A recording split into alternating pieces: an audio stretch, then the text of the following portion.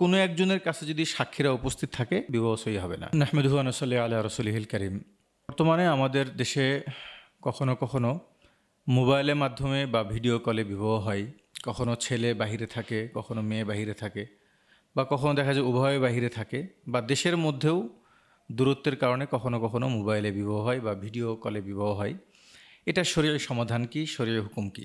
মূলত আসলে ওলামা ইকরামদের এখানে ইখতিলাফ রয়েছে।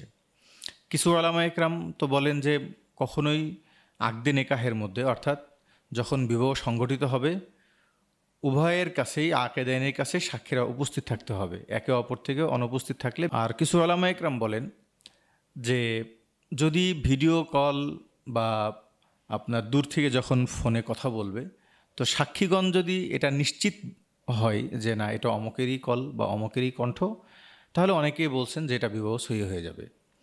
বা যদি সরাসরি ভিডিও কলে কথা বলা হয়, সরাসরি ভিডিও কলে যদি কথা আসে, তো উভয়জনের যে কথোপকথন এটার পাশে যদি সাক্ষী থাকে, অর্থাৎ এক সাইডে যদি সাক্ষী থাকে আর এক সাইড থেকে মোবাইলে কথা বলা হয়, এবং এই সাক্ষীগণ যদি পুরোপুরি নিশ্চিত হন যে হ্যাঁ এটা অমুকেরই কণ্ঠ বা অমুকেই, তাহলে কিছু ওলামা ইকরাম বলেছেন তার বিবাহ সহি আছে।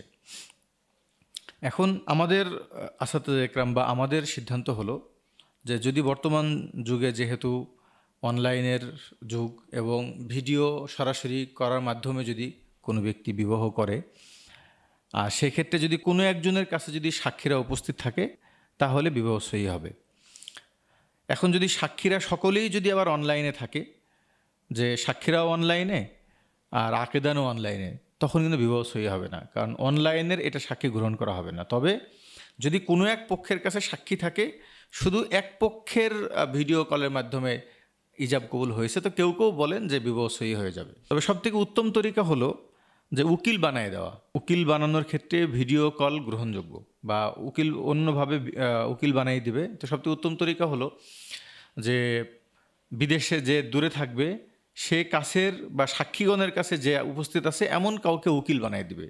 সে হলো ইজাব কবুলের মাধ্যমে, যেমন ছেলে যদি বাহিরে থাকে তো সেক্ষেত্রে ছেলে তার বাবাকে উকিল বানিয়ে দিবে, বাবা এখানে বসে মেয়ের সাথে বা মেয়ের উকিলের সাথে বিবাহ পড়িয়ে নেবে। সেই ক্ষেত্রে যদি ছেলে ভিডিও কলে থাকতে চায় সেটা ভিন্ন কথা, থাকতেও পারে, না থাকলেও কোনো সমস্যা নেই। সবথেকে উত্তম তরিকা হলো উকিল বানায় দেওয়া। আর মোবাইলের মাধ্যমে উকিল বানালে উকিল গ্রহণযোগ্য হবে, ওকালত গ্রহণযোগ্য হবে। অতএব এটা হলো সবথেকে উত্তম তরিকা, হলো যে আপনার উকিল বানায় দিবে, উকিল আকদ করবে। তো ছেলে পক্ষের উকিল এবং মেয়ে পক্ষের উকিল যখন আকদ করবে ওই সময় যদি সাক্ষীরা উপস্থিত থাকে তাহলে উভয়ের বিবাহ সহি হবে, এবং এটা হলো উত্তম তরিকা।